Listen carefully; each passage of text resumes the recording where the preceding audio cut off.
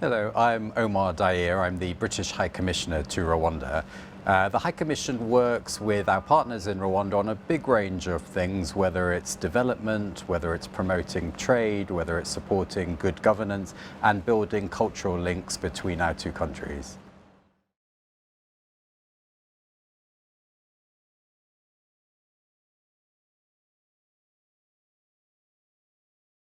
Yeah, so a good way of sort of thinking about it is our recently announced new international development strategy, and that has four main strands, all of which I think apply here in Rwanda.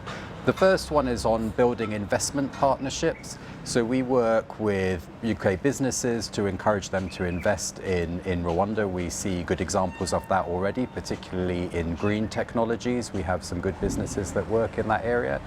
The second area is particularly on women and girls. And for us in Rwanda, what that means is our large program on education. And we're increasingly focusing that on learning outcomes for girls, because we think that if girls succeed, then that helps the economy and the development of the country. And of course, we see in Rwanda a lot of really great examples of women leaders. So we'd like to encourage the next group of those people. The third area is support on humanitarian, which is a really big priority for the UK across Africa and across the world. We obviously don't have humanitarian crises here in Rwanda, but what it applies here is our support on social protection.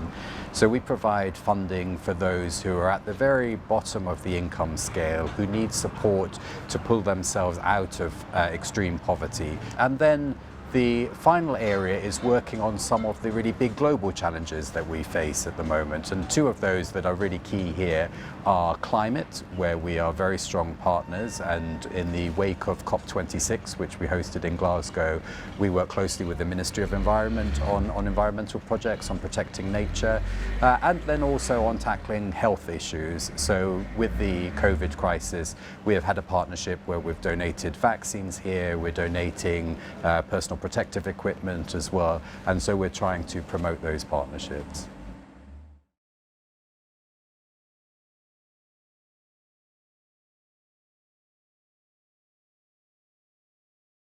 Yes, well, I'd say that the UK partnership with Africa has been really strong for a very long time. So it's not just post-Brexit. I think what you have seen post-Brexit, though, is the UK government thinking particularly about how we build new trade partnerships on our own with African partners. We're working on that with the East African community at the moment.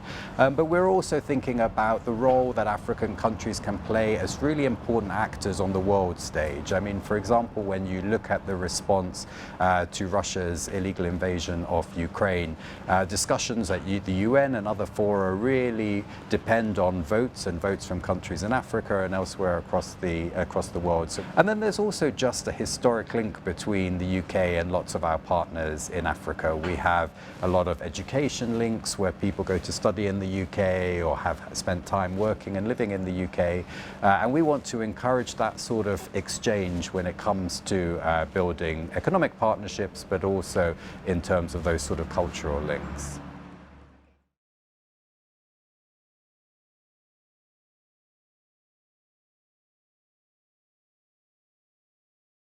I think what we're seeing is that the Commonwealth is becoming more important all the time. And this event in Kigali next month is going to really highlight the importance of the organization, because the Commonwealth is a family of 54 member countries and it covers about a third of the world population. So it's a really big organization.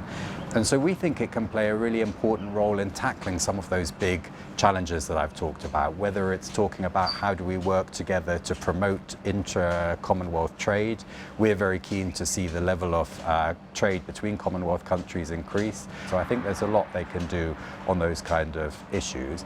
But it's also about our shared values. I think one of the things that the Commonwealth is really good at is promoting the things we all believe in and all commit to.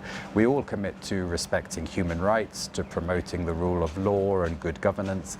And the Commonwealth can do a lot to really shape that and to develop programs that take that forward within all Commonwealth member countries.